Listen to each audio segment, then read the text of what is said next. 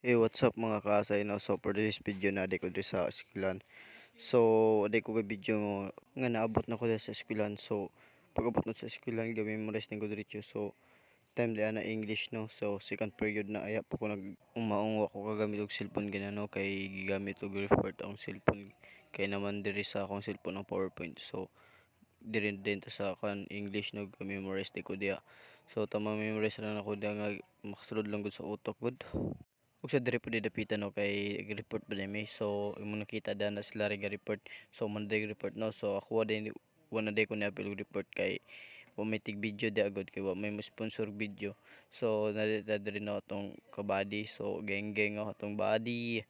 So man day tawagan na no body tas redukto hadlok na kay kamera ba. Shout out kanina mo dok. Ug sa niadto pud ko diri sa third floor no diri sa plaza. So napud kadula diri basketball ay volleyball day. Mas giinit kayo baga dula gapon sila volleyball na no.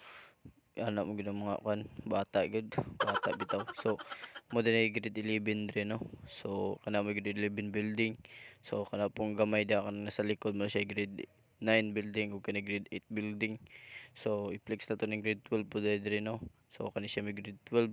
So grade 12 na siya dana grade 12 building ug kani diri sa grade 11 nga building sa lockroom ug sa office room ng sa ubos. So naday ko diri sa third floor sa Comlab no. So time na pala to ng math. So tinanong-tanong ko sila kung okay pa ba sila sa mga ginagawa nila. So sabi ng iba nakakapagod, sakit daw sa ulo. Kaya ganito talaga pag fourth quarter na sa grade 10 no. Masakit talaga sa ulo yung math. So pagtibayin lang at yung pasensya mo kailangan mataas. Kapag di mataas yung pasensya mo, ubos yung notebook mo. At sa isa pa dyan, yung isa dyan absent kasi kahapon kaya ayan mikos-mikos na yung utak. Kaya hours talaga. Kaya tinawag niya ako kaya ito napasagot siya kung ito ba yung tamang sagot. Kaya sinabi ko iwan ko sa iyo. Kaya ito na pupunta na kami sa tele. Kaya ito na pupunta na kami pero di ako naka-video kanina pa punta pa lang. So so papunta na pala kami doon no sa tele namin. So ito ang lakas talaga ng tama ko. Antok na kasi ako dito Tapos madami pang aso ditong nakikipag patal talaga. So ito pala ay room na grade 9. So nandito ako.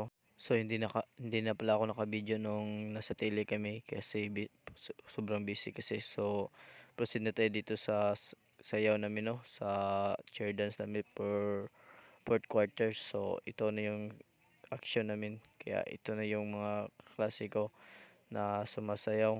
Kaya yan para talagang gymnastic at pumayo tayo. Ito pala kami dito no. So kami pala yung tagabuhat ng mga flyers no. So ito yung mga babae yung yan yung mga flyers. So kami yung taga at yung rules ko pala dito sa sayo no, taga salo lang pag may mahulog. So andito pala ako do. Pauwi na sana ako pero na-flat yung motor ko. Kaya yan pinapulkit ko na. At yan lang yung video ko guys. So salamat sa papanood. Bye bye. Thank you.